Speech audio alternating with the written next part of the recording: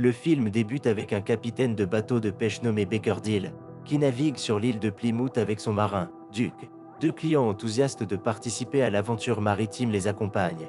Cependant, Baker est tellement obsédé par la capture d'un thon jaune géant insaisissable qu'il refuse aux clients l'occasion de manier la canne à pêche. Lorsque les clients insistent, Baker devient agressif, sort un couteau et les menace de rester à l'écart. En conséquence, les clients refusent de payer. Ajoutant à la déconvenue, Baker échoue une fois de plus à attraper le poisson insaisissable. Tout cela est observé par un certain Red de loin, qui traverse ensuite l'eau en costume pour rencontrer Baker. Cependant, ses efforts sont vains car Baker ne le remarque pas. Après le voyage de pêche infructueux, les clients partent sans payer, ce qui préoccupe Duke quant à sa rémunération. Néanmoins, Baker sait où il peut obtenir de l'argent. Il se rend alors chez son amie Constance, et après avoir passé un moment intime ensemble, elle lui prête l'argent dont il a besoin. Avant de se séparer, il s'inquiète du fils de Constance, car il envisage de le remplacer par Duke. Plus tard, Baker rend visite à un bar, propriété d'un certain Jack, et partage des détails sur le thon jaune insaisissable, qu'il appelle Justice. À travers leur conversation, nous apprenons que c'est sa 4e tentative infructueuse pour attraper ce poisson. Ensuite, Baker va payer Duke et lui donne rendez-vous tôt le lendemain matin. Il mentionne également qu'ils n'auront pas de clients cette fois-ci. Duke ne pense pas que gaspiller de l'essence pour une sortie de loisirs soit une bonne idée alors qu'ils sont déjà à court d'argent, mais Baker semble s'en moquer.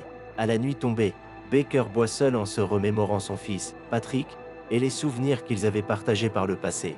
Simultanément, Patrick, actuellement chez sa mère, regarde une photo de lui et de son père, chérissant les mêmes souvenirs. Le lendemain matin, Baker et Duke partent pour leur navigation, ignorant que Red les observe depuis un bus en passant. Malgré une journée entière en mer, ils ne trouvent aucun signe de justice et sont contraints de rentrer les mains vides. Baker déverse sa frustration sur Duke, le blâmant pour attirer la malchance depuis le décès de sa femme. Cette accusation remplit Duke de colère, le poussant à partir sans réplique.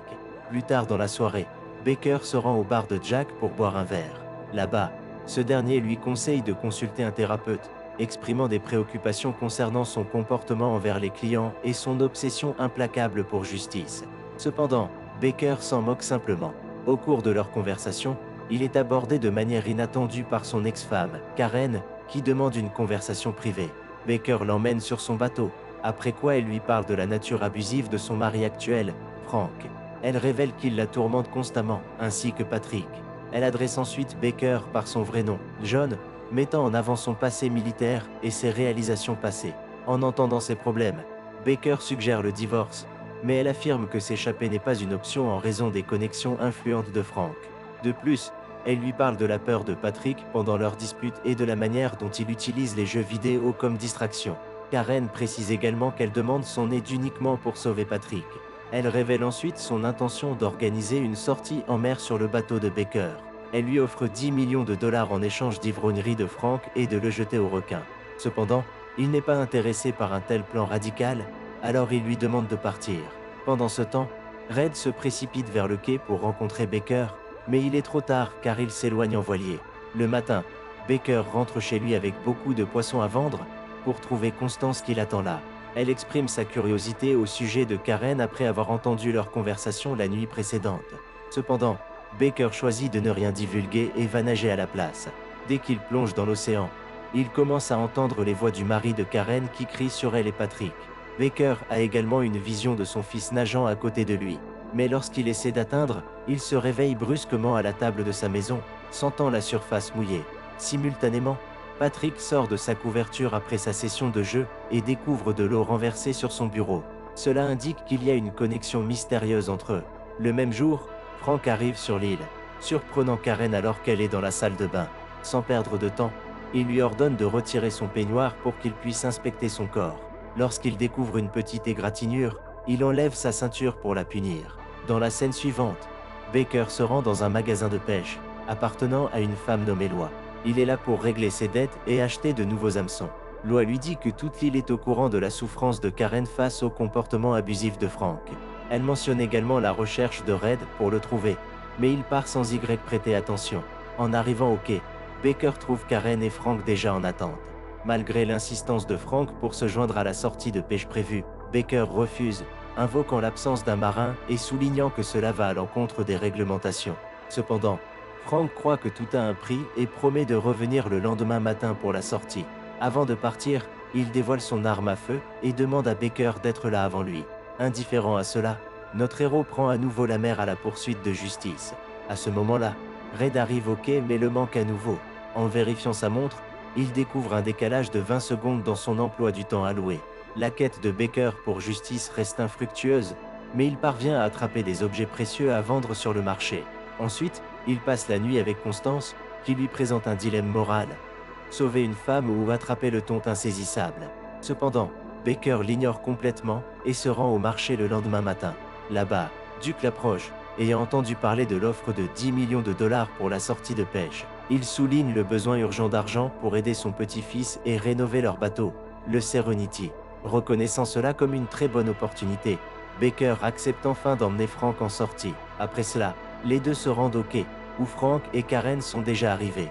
Baker informe Karen en privé qu'il ne prendra que Frank pour pêcher et rien de plus.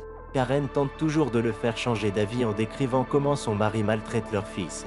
Elle révèle également que Patrick peut l'entendre à travers son écran d'ordinateur, mais Baker reste impassible. Il se lance alors dans la navigation avec les autres hommes. Au cours du voyage, Frank commence à parler de son beau-fils. Il qualifie Patrick de bizarre parce que le garçon reste toujours dans sa chambre, jouant à des jeux vidéo, et ne montre aucun intérêt pour d'autres sports. Leur conversation est soudainement interrompue lorsqu'un requin prend l'appât, et Baker permet à Frank de le remonter. Dans le processus, ce dernier glisse sur le pont mais parvient à se rétablir en toute sécurité.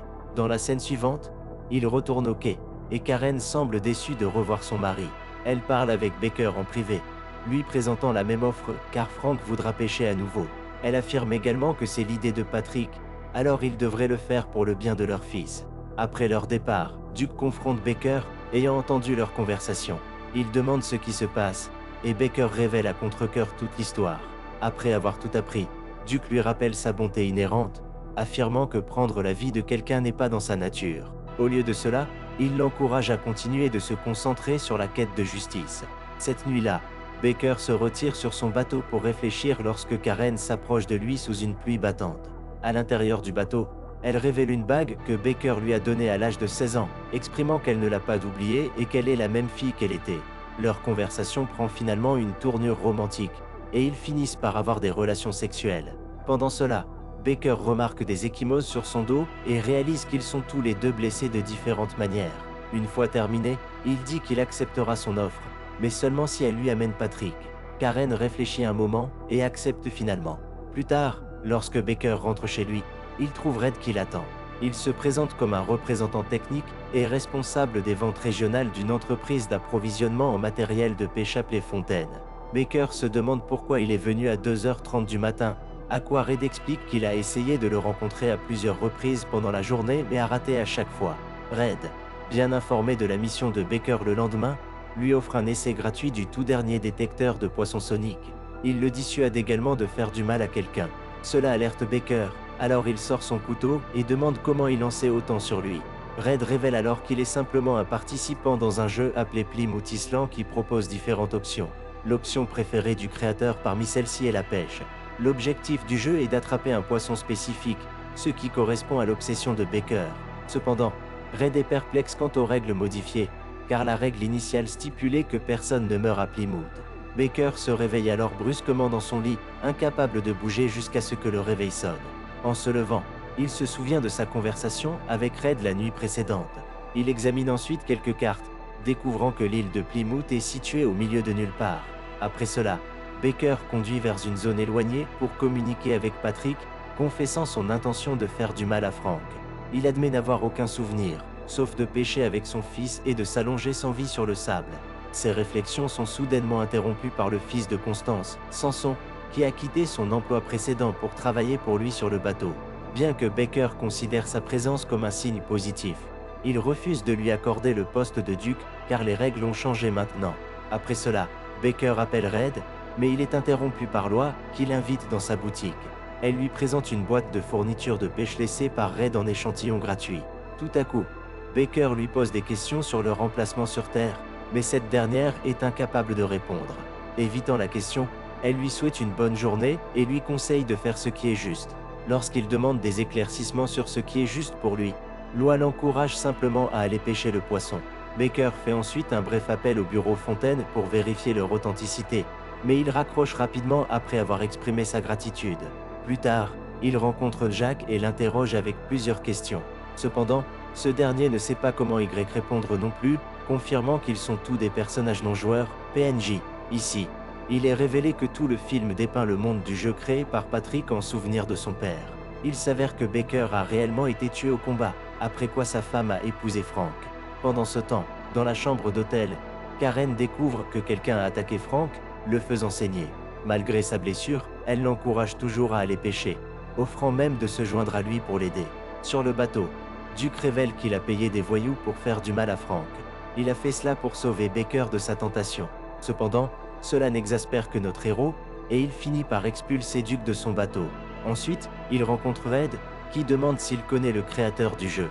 Baker sait que c'est Patrick, mais il dit que c'est un garçon qui souhaite se réunir avec son père. Dans la scène suivante, il se rend sur son bateau, où Karen et Frank attendent déjà. Il monte à bord et commence à se préparer pour la sortie. Plus tard, alors que Baker et Karen planifient leur plan, Samson apparaît inopinément sur le bateau, les surprenant tous les deux. Cela complique les choses, car pousser Frank dans l'océan alors que le garçon regarde n'est plus une option. Quelques instants plus tard, Samson annonce bruyamment la capture d'un gros poisson à leur appât. Lorsque Baker se précipite pour manipuler la canne à pêche, il réalise que c'est Justice, celui dont il était obsédé. Malgré cela, il prend cela comme une opportunité d'exécuter leur plan et remet la canne à pêche à Frank. Le garçon, trop faible pour gérer le poisson puissant, est tiré dans l'eau. Il est tragiquement tué, mais sa mort est rendue accidentelle. Simultanément, Patrick entend Frank crier sur Karen, ce qui le pousse à sortir de sa chambre avec le couteau de son père. Quelques instants plus tard, il revient avec du sang sur les mains. Suite à cela, la nouvelle de Patrick poignardant son beau-père dans la poitrine se propage dans tout le pays. Karen donne une explication, affirmant que Patrick a agi en légitime défense. Elle révèle également qu'ils ont été victimes de violences domestiques depuis la mort du père biologique de Patrick au combat. De retour sur l'île, alors que Karen s'apprête à partir, elle dit à Baker que tous deux l'aiment, et elle lui assure qu'il pourra retrouver son fils un jour. Peu de temps après son départ, Baker répond à un appel dans une cabine téléphonique et parle à Patrick, qui avoue ses actions et promet de modifier le jeu pour qu'ils puissent se rencontrer. Dès que l'appel se termine, Baker remarque que l'environnement autour de lui commence à changer. Peu de temps après, Patrick est vu courant vers son père. Enfin, les deux ont une joyeuse réunion, et le film se termine alors qu'ils naviguent en mer pour une expédition de pêche.